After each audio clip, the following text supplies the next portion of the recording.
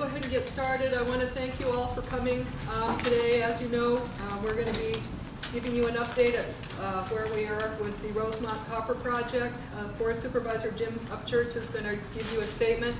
You've got some press packets that have a lot of reference materials in there we may be referring to throughout the discussion here today. And so after Jim's done speaking, then we'll open it up to questions and answers.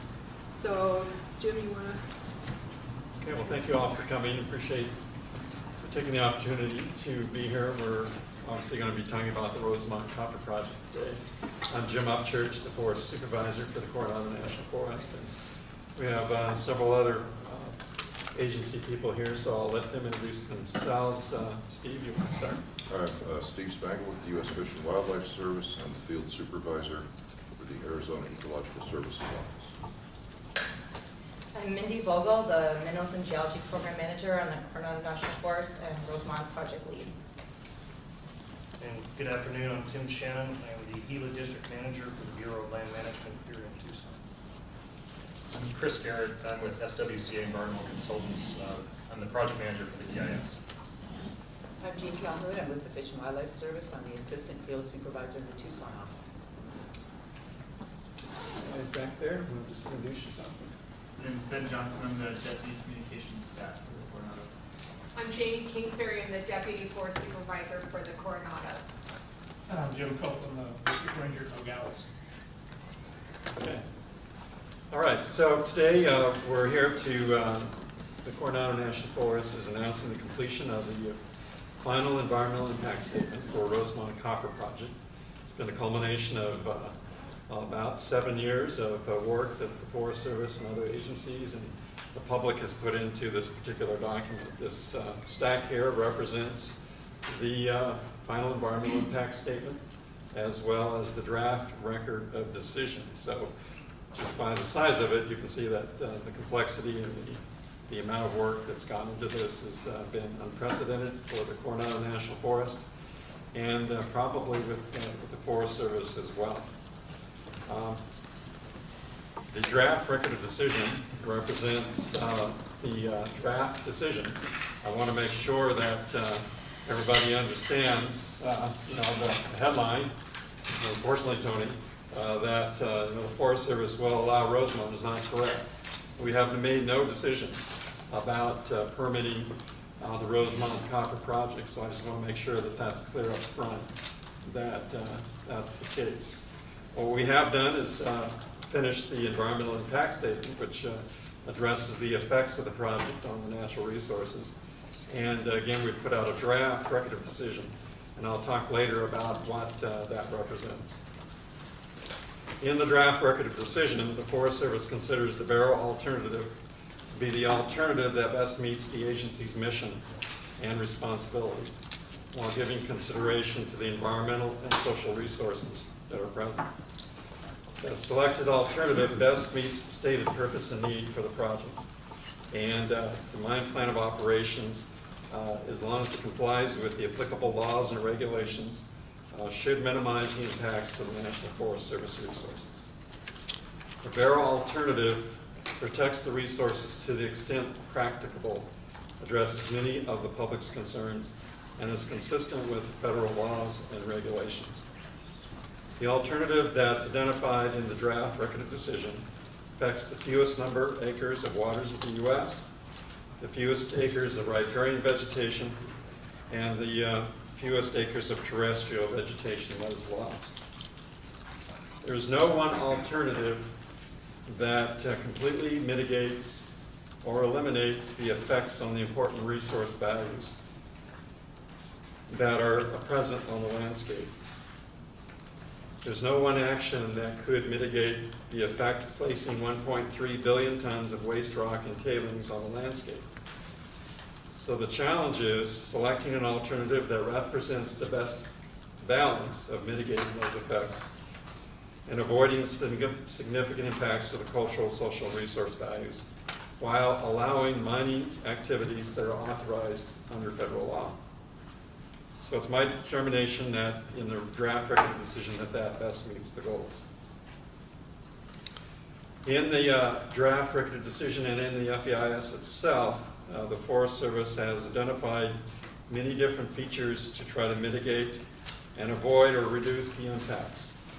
Appendix B, which is located in this draft or in the final FEIS, displays over 100 pages of mitigation measures that are designed to reduce the effects of the project. And this list of mitigations represents one of the most comprehensive mitigation plans for any mining project that has ever been done in the United States.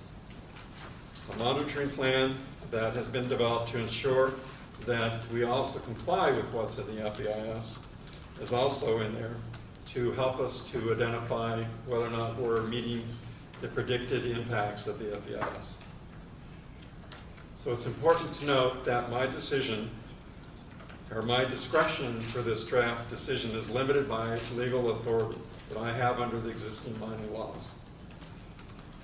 Metals and other locatable minerals on National Forest System lands are managed in accordance with the 1872 Mining Act and the Mining and Minerals Policy Act of 1970. The Forest Service has the jurisdiction and authority under statute to reasonably regulate mining activities on the national forest to protect surface resources. However, there are limits on my authority to regulate the statutory right provided in regulations for potential interests in mining claims under both the Takings Clause of the U.S. Constitution and under other statutes that does not allow the Forest Service to endanger or materially interfere with prospecting, mining, or processing operations. So conducting a mining proposal of this type and size will undoubtedly impact natural, cultural, and social resources found on the Coronado National Forest, as well as adjacent lands outside the forest. There will also be associated economic and job creation effects with this project, as well as contributions to the worldwide demand for copper. Throughout this entire analysis, the Forest Service has worked closely with our cooperating agencies and has listened to public concerns regarding the project. We've had over 25,000 comments that were received during the comment period, and we've been working diligently since the release of the draft to investigate, mitigate, and incorporate language to address the issues that were raised. This FEIS represents one of the most comprehensive and thorough analyses that the Forest Service has ever undertaken. So I'm proud of the work that's been accomplished to get to this point by my staff, by our consulting contractor and consultant, SWCA, and by the assistance of our cooperating agencies. So the next step in the process, as I said, this is not a formal decision, is that on December 31st, we will put a legal notice in the Arizona Daily Star that will initiate a 45-day objection process commencing on January 1, 2014. And there'll be specific directions in that notice on how to post a objection. Will also be on our website. Following that 45-day objection period, the Forest Service will have a 45-day objection resolution period with the option of a 30-day extension to that.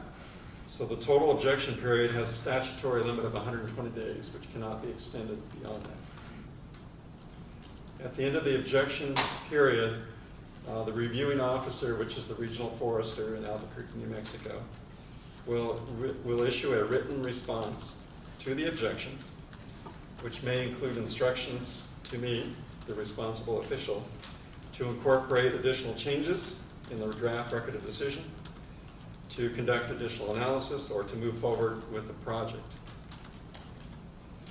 Following any needed changes to the draft record of decision, a final record of decision would then be signed, and after that, the proponent would be required to resubmit an amended mine plan of operations, which incorporates the restrictions and requirements that are identified in the draft decision and then in the final decision. The Forest Service would then review that amended mine plan of operations and either approve or ask the proponent to amend the mine plan of operations. Approval of the mine plan of operations represents the last agency action to authorize the project. So if we sign the mine plan of operations, then the headline could then say either the Forest Service approves or does not approve the project. And that's several months in the future before that would happen. Also, prior to the issuance or approval of a mine plan of operations, I must receive a 401 certification from the state of Arizona that Rosemont Copper has complied with the Clean Water Act standards for Arizona outstanding waters.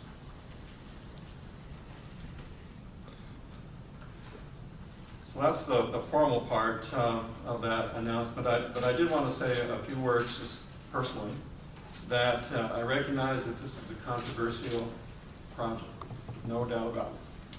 It's been a difficult journey for all of us in the Forest Service, with our partners, and with our other agencies that have been working with us. And I've heard from literally thousands of people, of concerned individuals, about this project. I've heard from retirees who fear the impacts to their land values and sense of place, about having built their dream homes in locations that now will be directly impacted by this presence of a large mine. I've heard from tribal leaders who have expressed heartfelt concerns about how the project will affect their sacred lands, other landscapes that are affected, their ancestors and their way of life. I've also heard from many well-meaning citizens who believe that the project will have unacceptable effects on the water, air, plant, and animal resources. And I've also heard from many that believe this project is needed to improve the economy, to create jobs, and to meet the demands of copper for a modern society. There is no consensus amongst our community, nor do I believe that a project of this nature, that a consensus can be achieved. Until we as a society find a substitute for the products that are provided by the mining industry, this debate will continue. In the end, our analysis and decision has to be based on the rule of law, our integrity, and achieving the highest level of mitigation possible, combined with continued diligence and monitoring to achieve the commitments that are described in the FEIS and the draft record of decision. So with that, if we have any questions, I'll be happy to answer.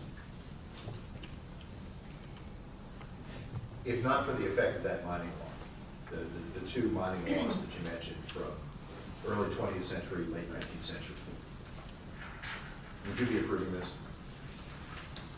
We would have probably looking at it from a different perspective. We would certainly be looking at the effects on all the resources, and again, our discretion is very limited. And potentially we would be having additional mitigation or additional requirements that might not be the case because of the limitations that we have. But whether it would be approved or not, we feel that this project as it stands right now meets current law. And I would just be hypothesizing if I try to come up with something that doesn't currently exist. But under existing law, this project meets those concerns. If the mine's approved and they start mining, there's a lot of, they have to meet this requirement, that requirement. There's, like you said in the Appendix B, there's 100 things in there. Who has the regulatory authority to oversee that and make sure that they're meeting all those requirements, and what will that process be? So the Appendix B that I was referring to has mitigation that's required by the Forest Service that we would ensure that the proponent has to follow. There's also requirements by other agencies that I don't have the authority to impose that are also in there. So the state of Arizona or Pima County or U.S. Fish and Wildlife Service or other agencies that have regulatory authority also are listed in there. And then there's a section that Rosemont has voluntarily agreed to that are also additional mitigation measures that they've agreed to in writing that we have negotiated with them. Again, that's another limitation, that I can't require mitigation off of the national forests, but if I can get a